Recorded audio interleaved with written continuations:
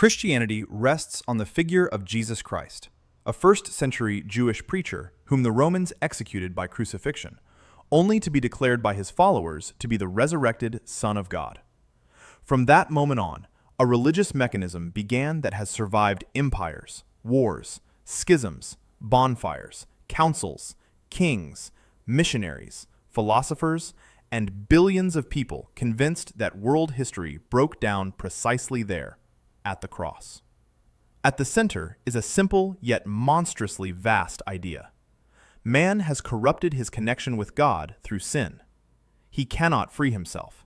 He is too weak, too stubborn, too prone to pretending to be wiser than eternity.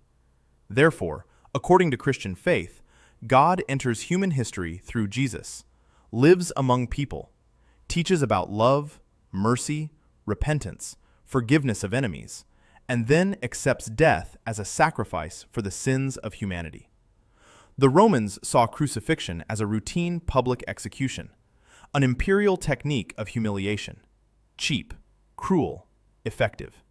Christians saw it not as a failure, but as the key point of the plan of salvation. Yes, it sounds strange. Execution becomes a victory. Death becomes a door. The grave is not the end, but the start button of a new religion.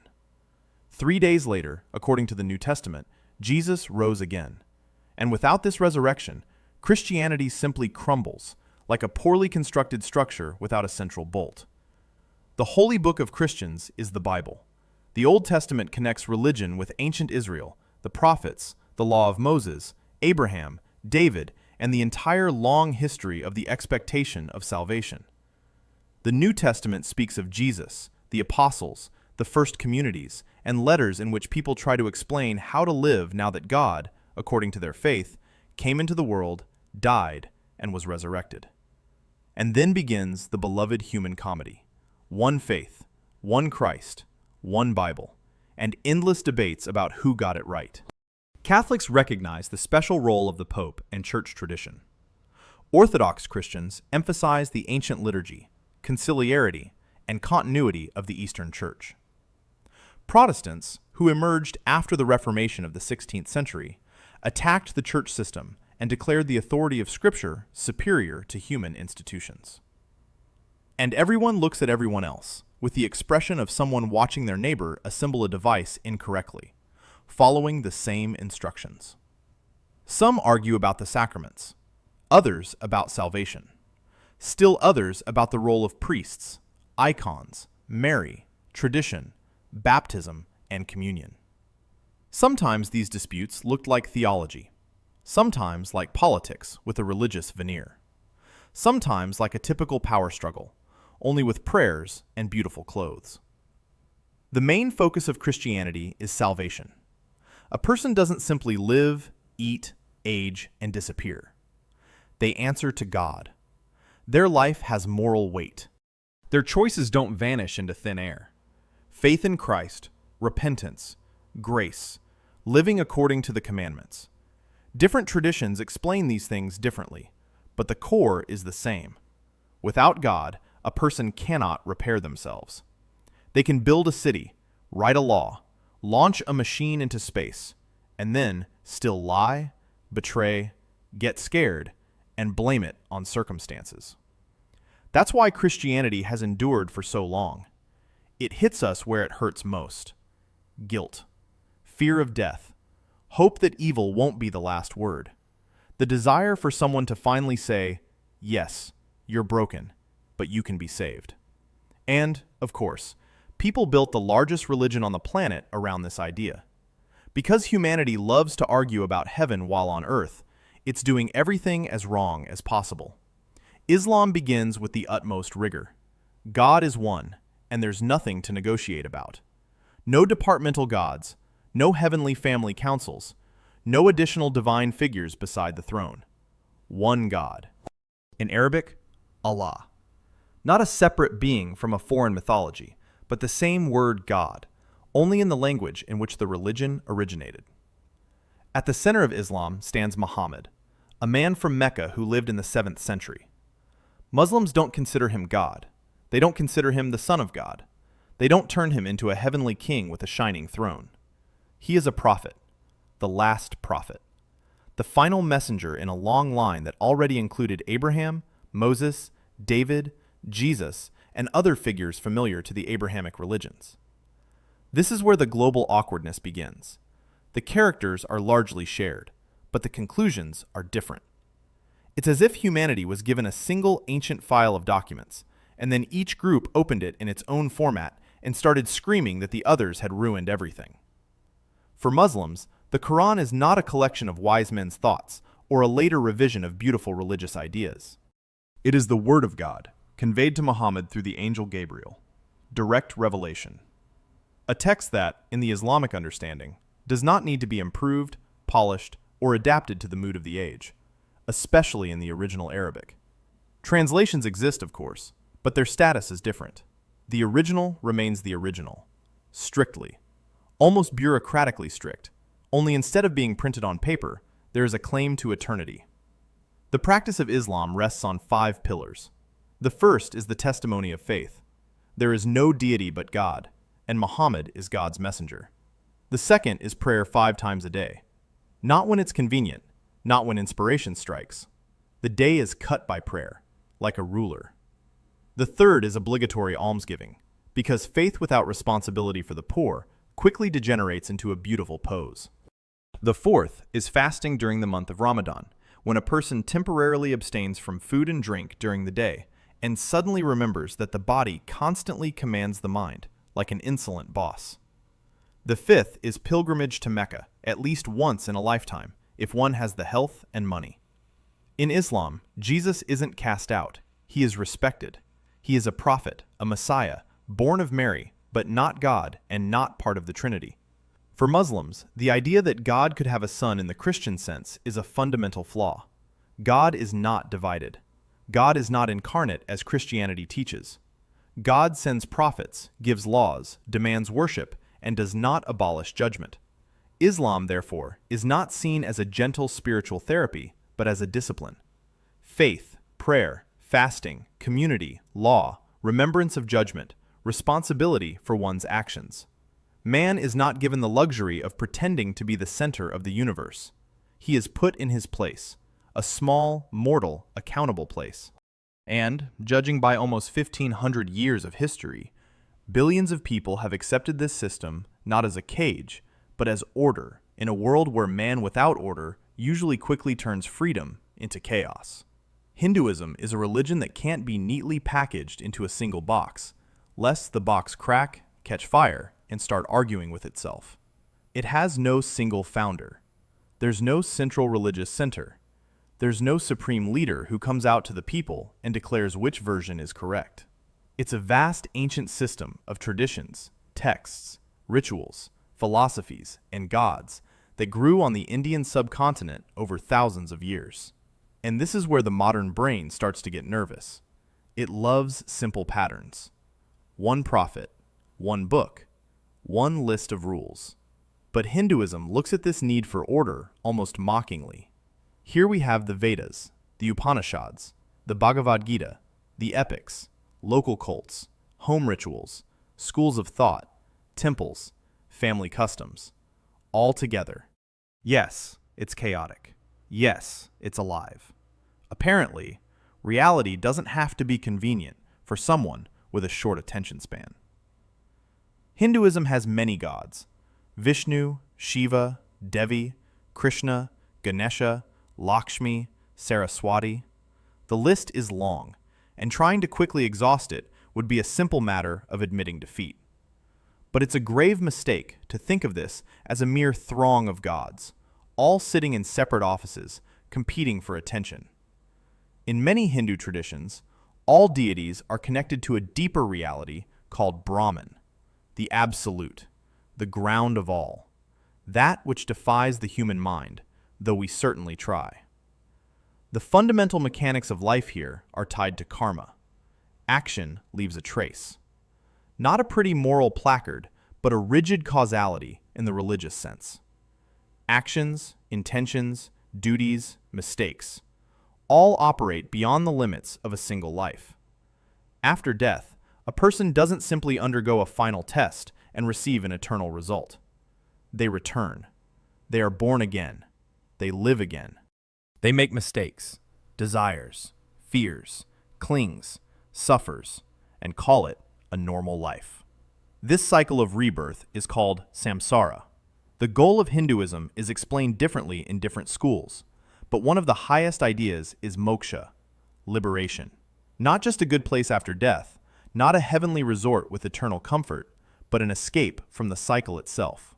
Stop being born. Stop dying. Stop playing this strange game again, where a person gets a body, desires, fears, relatives, responsibilities, and then wonders why everything is so hard. There's also dharma, a very important word that can't be reduced to a single, dry formula. It's duty, order, the right path, responsibility, depending on one's life, position, age, role, and context. And this is where Hinduism becomes especially inconvenient for the modern mindset. It doesn't always say, do what you want. It says, understand where you stand, what you're responsible for, and what order you're upholding. It doesn't sound as pleasant as an advertisement for personal freedom, but it's far more honest. Hinduism has survived empires, invasions, reforms, the colonial era, modern states, and the global spiritual market, where ancient practices are often sold as a means to restful sleep and good posture. It's ironic, of course. A system that for centuries spoke about the nature of reality, karma, liberation, and duty, in the hands of others, sometimes turns into a soft rug and pleasant music. Humanity has a knack for simplifying even the abyss, especially when there's money to be made. Buddhism begins not with a god issuing instructions from above, but with a man named Siddhartha Gautama.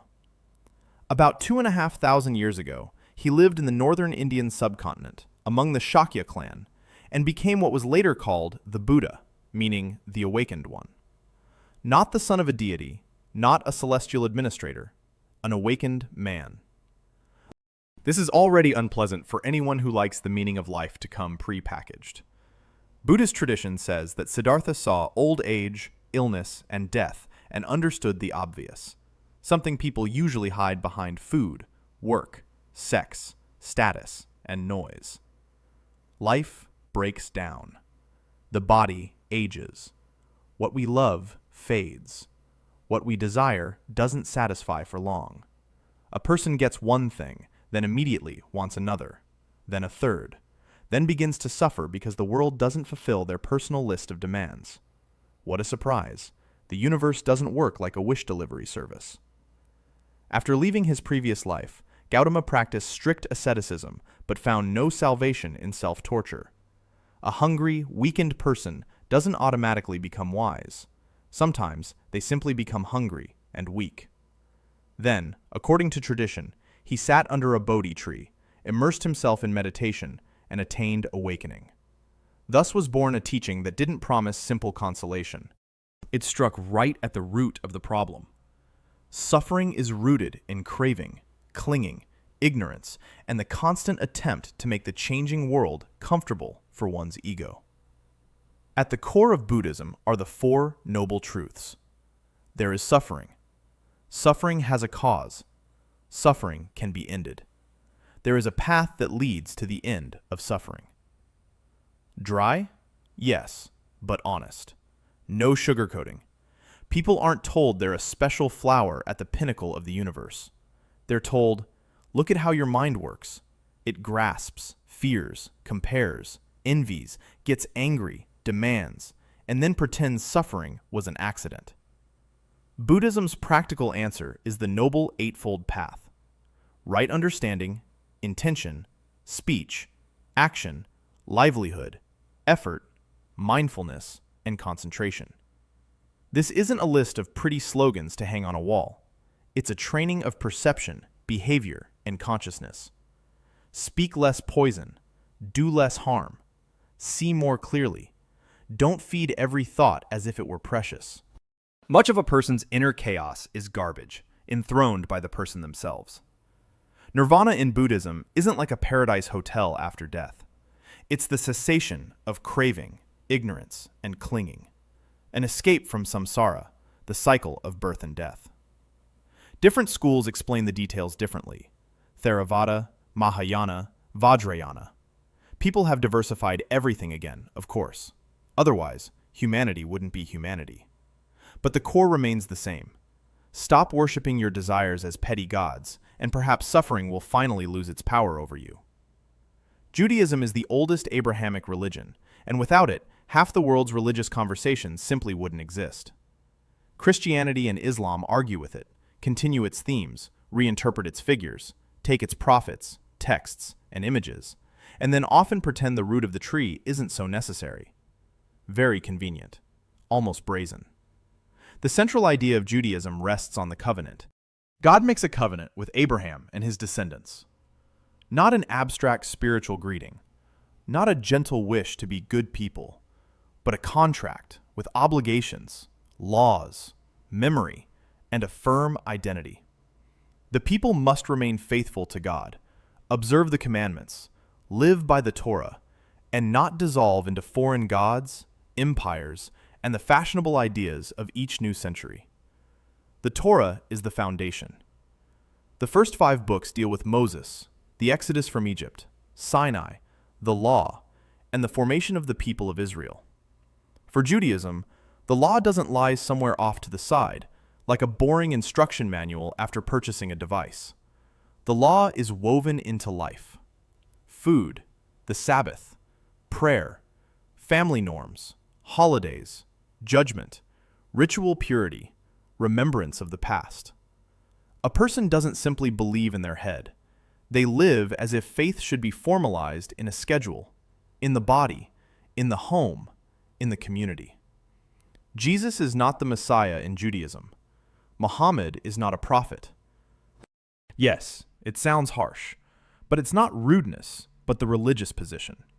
The true Messiah, according to traditional expectations, has yet to come. He will bring peace, restoration, justice, the return of the full divine order.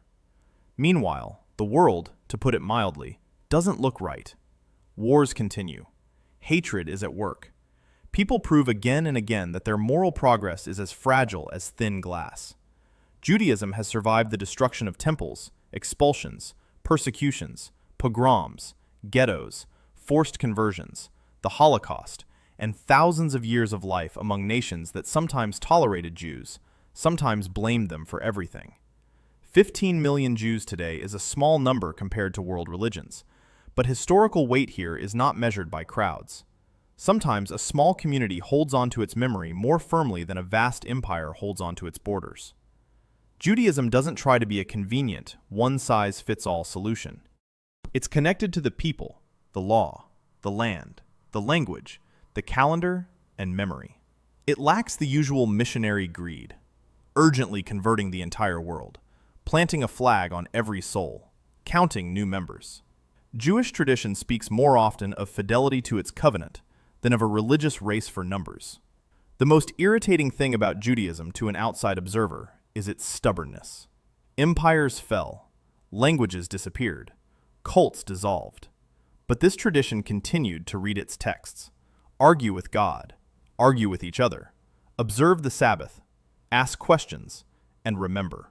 An almost indecent tenacity. The world constantly demanded, become like everyone else. Judaism answered, no. Animism is one of the most ancient ways of viewing the world as if it weren't a dead backdrop, but a populated, sensitive, and dangerous environment. A stone doesn't just lie there. A river doesn't just flow. A forest isn't just a pile of timber that people forever dream of sawing, selling, and calling development. Everything can have a spirit, a strength, a presence, a character. Yes, it sounds strange to modern ears, but ancient humans didn't sit in a sterile room with a smartphone and a weather forecast. They lived where storms killed, wild animals attacked, drought broke a tribe, and the river decided whether there would be food or famine. Animism doesn't have a single founder. No one stepped into a public square and declared a new religion with a neat list of rules. It arose among various peoples long before writing, temple systems, and professional theologians. People saw the world constantly influencing them, and they responded with rituals, prohibitions, gifts, requests, fear, and respect. It's very practical. If hunting depends on the mountain, life depends on the sea, and warmth depends on the forest, you don't treat them as empty objects. Only later humans decided that nature is a storehouse of resources with a beautiful view. Animism isn't just a cutesy fairy tale about tree spirits. It's more rigorous. It's a system of relationships. Humans aren't the sole owners of the planet, but rather one participant in a larger network. An animal killed while hunting demands respect. Ancestors don't disappear completely, but can remain close to their family lineage. A place can be sacred, not because a huge building was built there, but because the place itself is considered powerful. A cave, a spring, a rock, a tree, a mountain. A minimum of architecture, a maximum of unsettling meaning. Later, major religions often look down on such beliefs. Primitive, wild thinking, an early stage, a comfortable, arrogant pose. But if you remove the condescending smile, something else becomes apparent. Animism forced people to remember that they depend on the world around them until their last drop of water and their last breath. Modern people are also dependent. They just like to pretend independence. As long as the delivery system works, the screen glows, and the air isn't completely poisoned. The irony is that animism hasn't completely disappeared. Its traces live on in the traditions of indigenous peoples, in ancestor veneration rituals, in sacred sites, in attitudes toward animals, in the notion that the world around us doesn't have to be a soulless machine. Humanity has built cities, satellites, factories, and financial markets, yet it still sometimes stops in front of the ocean or an ancient tree and suddenly becomes quieter. Somewhere deep inside, the brain seems to remember. The world is not ours. We are guests. Very noisy, self-assured, and often ill-mannered guests. Sikhism emerged in Punjab at the intersection of the Hindu and Islamic worlds, when religious disputes were already proving adept at turning people into complacent possessors of truth. Its founder, Guru Nanak, was born in the 15th century and began to pronounce something that sounded dangerously simple. God is one. God is formless. God belongs to no temple, no mosque, no caste, no select club with the right label. Guru Nanak didn't try to build a religion for people who wanted to argue elegantly about heaven while quietly humiliating their neighbors. He struck at the most common evil of his time: caste, birth status. A person hasn't yet done anything, hasn't even fully understood how the world works, and society has already assigned them a place, a price tag, and a ceiling. Sikhism said no. All people are equal before God. Man, woman, poor, rich, high birth, low birth. All this social accounting has no final say. The main book of the Sikhs is the Guru Granth Sahib. After 10 human gurus, it became the community's eternal guru. Yes, the book has acquired the status of spiritual guide. And this is quite a bold move. Less human vanity, less of yet another leader who suddenly decides that God speaks only through his mouth. The text occupies the center of religious life, and the community gathers around it in the Gurdwara. One of the most powerful practices of Sikhism is langar, a free communal meal. People sit together and eat the same food, regardless of origin, gender, wealth, or status. It sounds too simple, until you remember that eating together in a society with rigid hierarchies was a direct attack on the system. Not a lecture on equality, not a soft slogan. Eating on the floor next to someone you've been told to consider inferior. Now that's a test, not an embellishment. Sikhism demands service, not withdrawal. Praying is good, meditation is good, but if someone is hungry next to you and you only talk beautifully about spirituality, it looks pathetic. Seva, selfless service, has become one of the foundations of Sikh life. Helping, feeding, protecting, working honestly, sharing with others. Faith must flow from the head into the hands. Otherwise, it's just a pleasant buzzing inside the skull. Later, under Guru Gobind Singh, the Sikh community took the form of the Khalsa, a brotherhood of initiates. Hence the famous 5 symbols: uncut hair, a comb, a steel bracelet, a special undergarment, and a kirpan, a small sword. Not accessories for an exotic image, symbols of discipline, dignity, and a willingness to protect the weak. Yes, the sword is closely associated with the idea of service, because sometimes evil doesn't retreat from a kind smile. Sometimes it has to be stopped. Sikhism grew out of the idea that God is one, and man has no right to turn religion into a machine of humiliation. And it's an irritatingly practical faith. Less empty grandeur, more food for the hungry. Less caste arrogance, more responsibility. Less talk of holiness, more actions that immediately demonstrate what you truly believe. Zoroastrianism is an ancient Iranian religion that has managed to become almost invisible to the general public, although its ideas have long lingered in the minds of billions of people under other names. The tradition considers the prophet Zarathustra, known to the Greeks as Zoroaster, to be its founder. He lived in the ancient Iranian-speaking world, and the exact dates are still debated by scholars, as antiquity loves to leave its descendants not an archive, but a fog and a headache. At the center of Zoroastrianism stands Ahura Mazda, the wise lord, associated with truth, light, and right order. He is opposed by the destructive spirit Angra Mainyu, associated with lies, chaos, and corruption. And here the religion becomes sharply modern, almost uncomfortably familiar. The world does not appear as a tranquil garden, where everything grows gracefully under the care of a kind gardener. The world appears as a battlefield of moral conflict, where every human action adds weight to one side or the other. The core of Zoroastrian ethics is utterly dry and powerful. Good thoughts, good words, good deeds. No mystical froth. No luxurious philosophical veil behind which to hide ordinary meanness. If you think foully, speak falsely, or act vilely, you're not standing on the sidelines of a cosmic conflict. You're already participating. Congratulations. Even if you'd really like to consider yourself a neutral observer from a comfortable seat. The sacred texts of Zoroastrianism are collected in the Avesta. The most ancient hymns, the Gathas, are associated with Zarathustra himself. There is no modern desire to smooth things over. Truth versus lies. Order versus destruction. Choice versus excuses.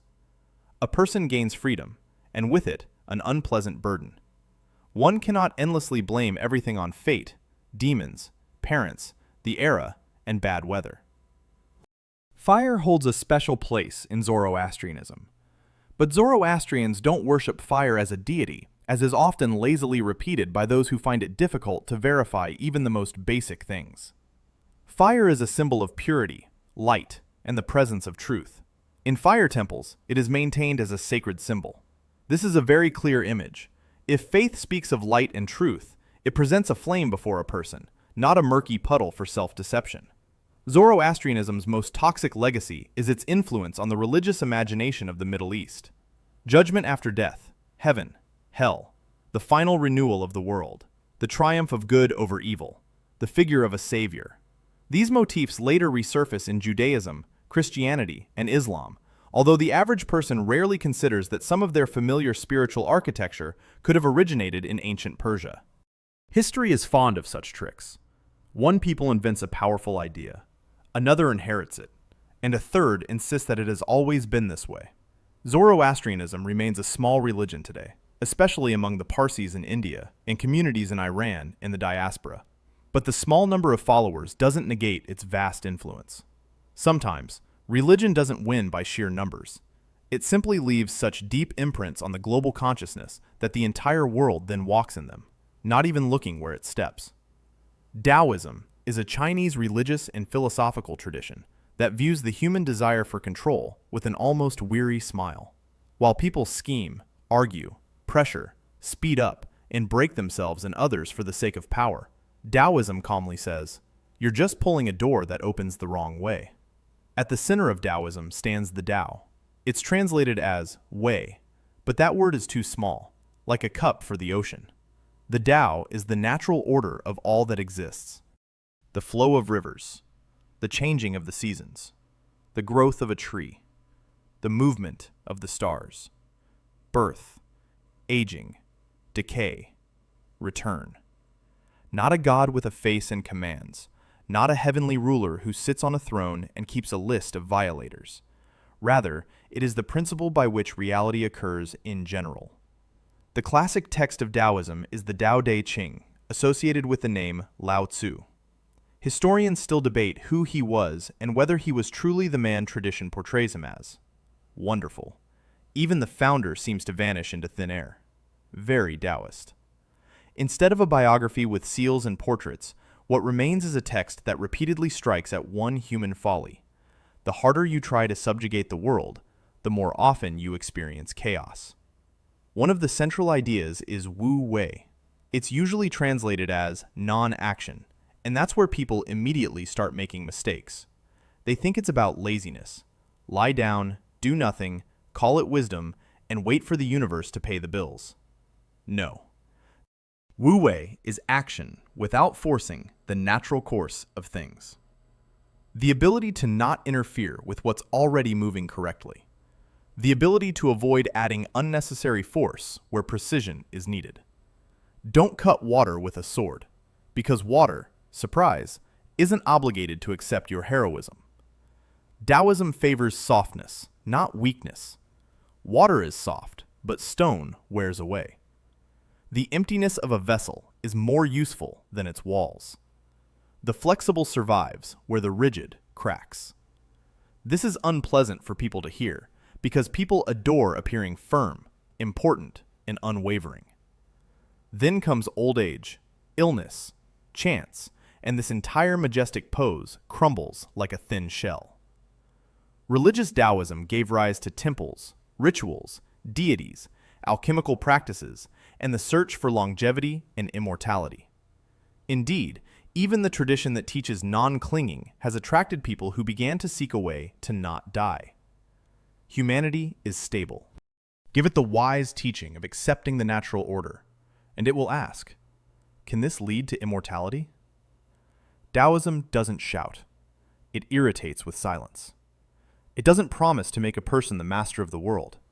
It invites one to stop being an idiot who fights reality every day and calls it character.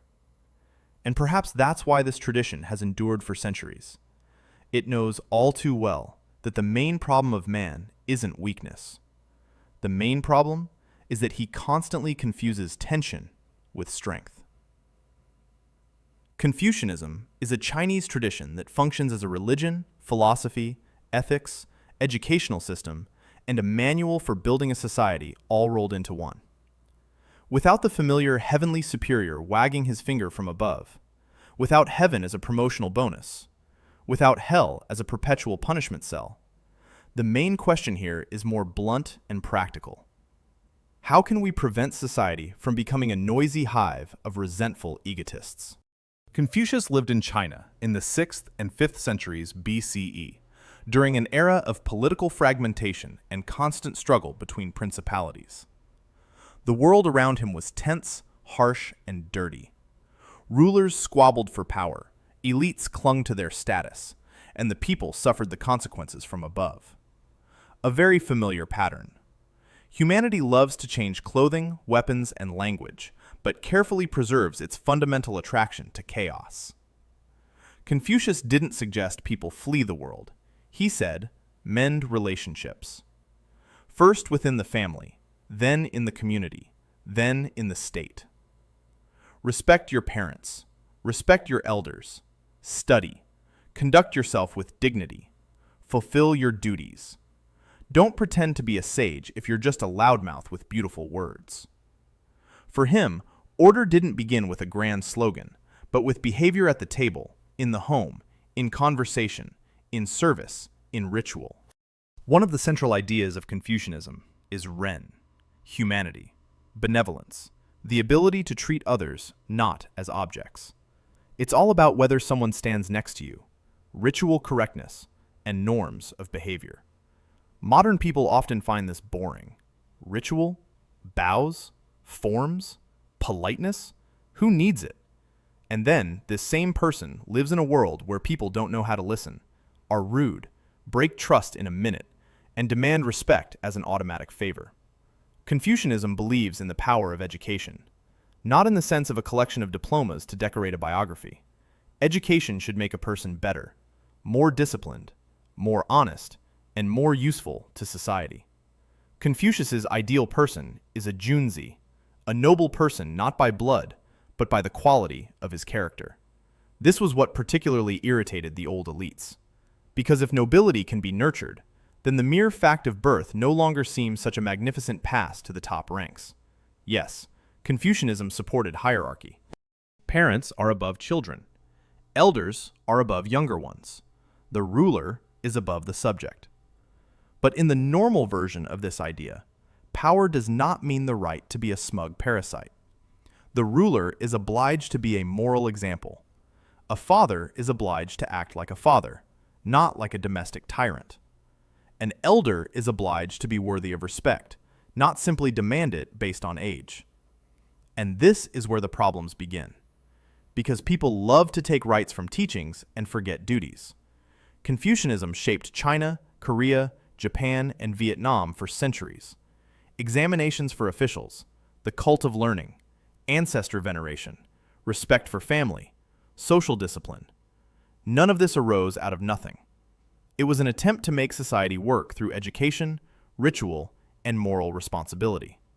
Dry? Perhaps. But at least it was honest. Confucius didn't promise humanity cosmic ecstasy. He demanded that we stop being unruly bundles of desire and learn to live among others without destroying everything around us. Jainism is an Indian religion that took the idea of nonviolence and elevated it to the point where the average person nervously checks how many living creatures they've crushed just on their way to breakfast. Here, you can't calmly hide behind the phrase, "I'm not bothering anyone." You are. You breathe, you eat, you walk, you want. You take your place in the world, and you already leave a mark. The main principle of Jainism is ahimsa, nonviolence. Not soft kindness for the sake of beautiful speech, but stern discipline. Harm to living beings is forbidden, because every life has a soul. People, animals, insects, plants, microscopic organisms, everything falls under the moral sphere of responsibility. This is where religion immediately ceases to be convenient. It doesn't pat people on the head. It says, even your existence requires caution.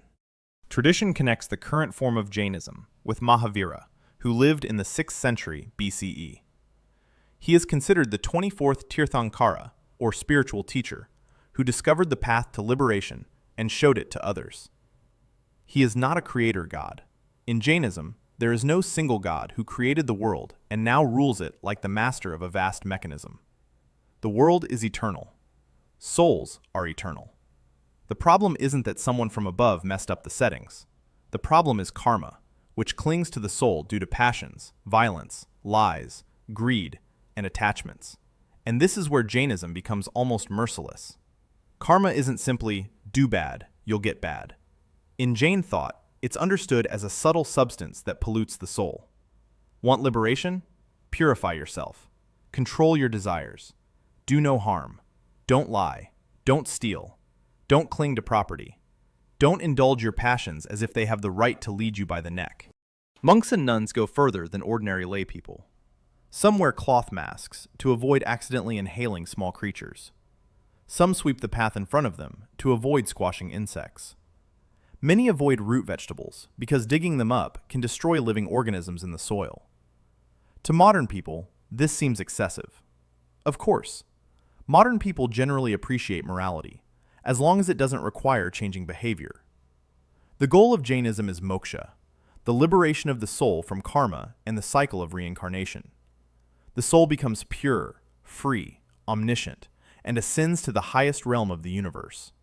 No after-death parties. No heavenly rewards for good behavior. Simply liberation through radical discipline. Jainism is inconvenient because it doesn't offer people cheap excuses. It views violence not just as a blow, but as a habit of living harshly, greedily, and blindly. And therein lies its cold strength. While most people argue about the minimum line of decency, Jainism asks a more unpleasant question. Why do you even think you have the right to harm? Shintoism is Japan's native religion, so ingrained in local culture that it's almost impossible to extract it separately. It didn't arrive with a single prophet, didn't fall from the sky as a completed book, and didn't construct an ironclad dogma where every question was assigned a number and seal in advance. It grew out of a relationship with the land, ancestors, ritual, purity, and the powers that Japanese tradition calls kami.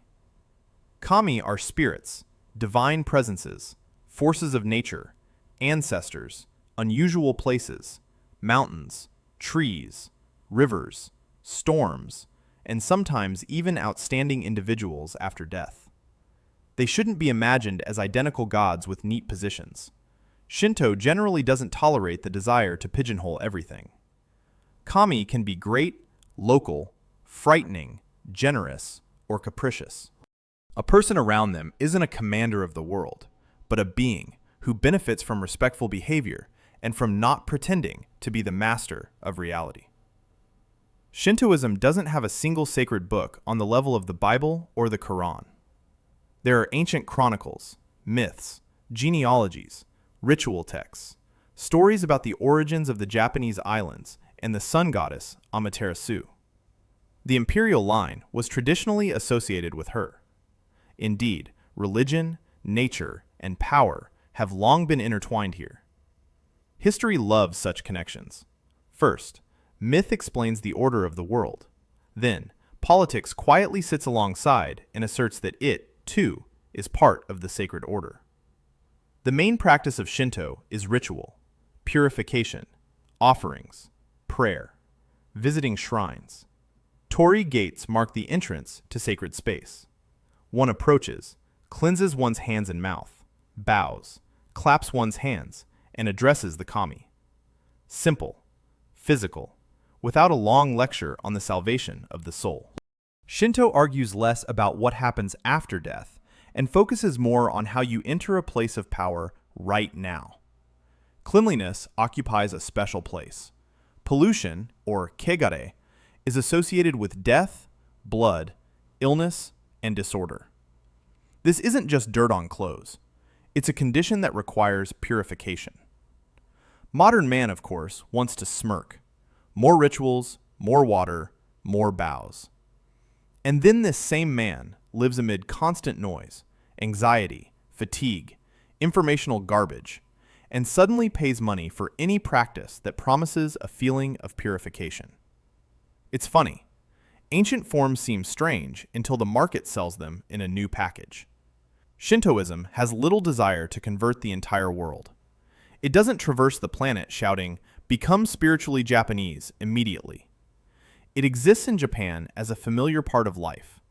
Births, weddings, holidays, local shrines, seasonal rituals, respect for ancestors and nature.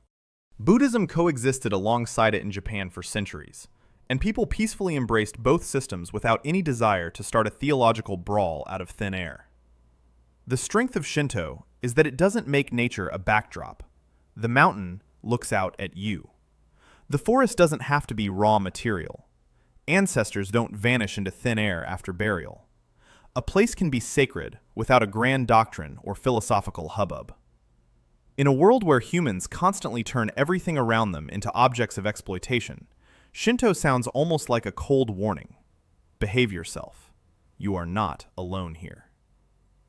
Baha'i is a 19th century religion born in Iran, in an environment where the new faith could cost a person their freedom, property, and life. It's not a soft spiritual toy for parlor talk. From the very beginning, there were arrests, executions, expulsions, bans, and state hatred. It's a potent reminder that ideas of human unity often irritate the authorities more than outright rudeness. The story begins with the movement of the Bab, who in the mid-19th century announced the imminent arrival of a new messenger of God. His followers quickly became a problem for the religious and political authorities of Persia.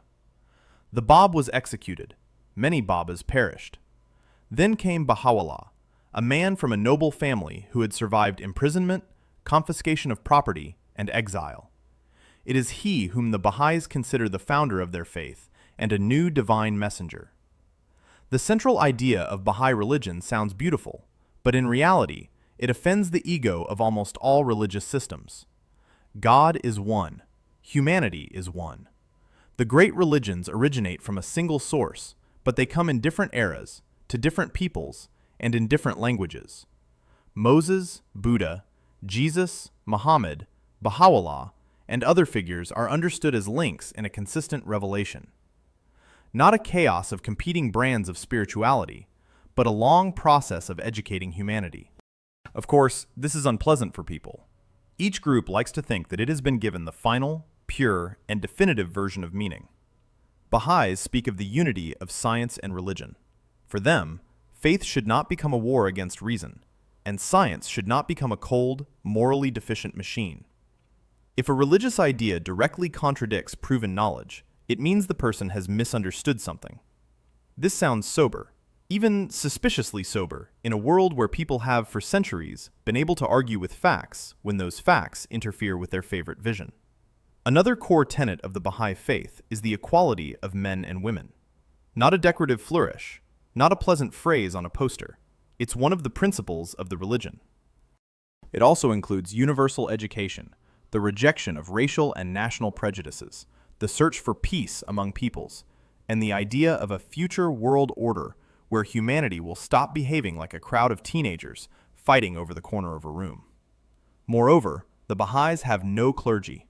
Governance is organized through elected councils. There is no priesthood standing between man and God like a paid checkpoint. This immediately cuts through the old religious habit of creating intermediaries, granting them status, and then wondering why power within the system grows.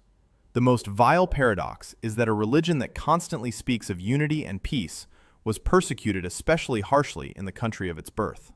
Baha'is in Iran face discrimination, education bans, arrests, the destruction of cemeteries, and pressure on communities. The world generally likes to test idealists in the harshest way. You talk about unity, and we'll see if you survive among those who thrive on hatred. Baha'i isn't the largest religion on the planet, but its message is dangerously simple. If humanity is one, then the usual excuses for contempt begin to rot in their hands. And people really don't like it when their sacred right to consider others beneath them is taken away. Rastafarianism was born in Jamaica in the 1930s, among the descendants of people torn from Africa by slavery and colonialism and thrust into a foreign world. It wasn't a tranquil religion for a cozy temple.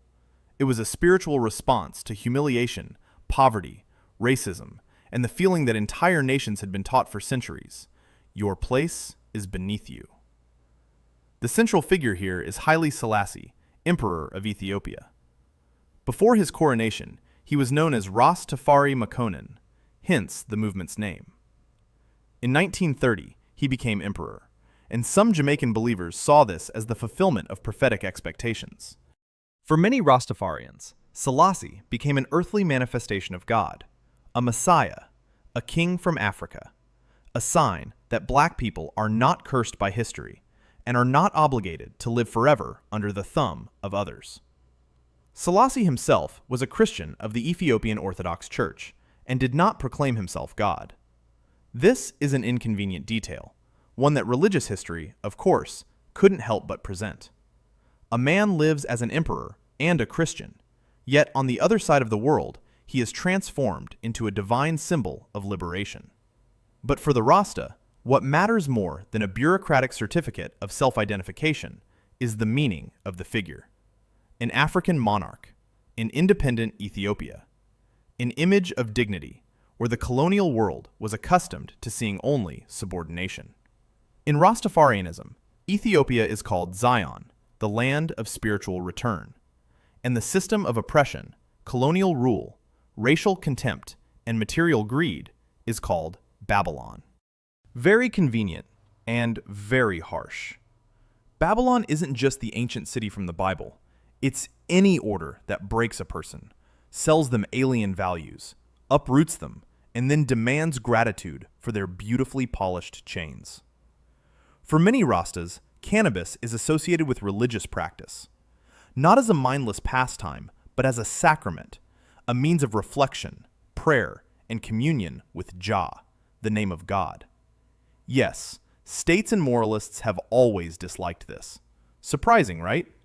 The religion of the oppressed uses the plant as a sacred instrument, while the system immediately grabs the law, the truncheon, and a serious face. Dreadlocks aren't just a style either. They're often associated with the biblical image of the Nazirite vow, the Lion of Judah, naturalness, and the refusal to subjugate the body to Babylonian standards. Red, gold, and green allude to Ethiopia, blood, land, hope, and royalty.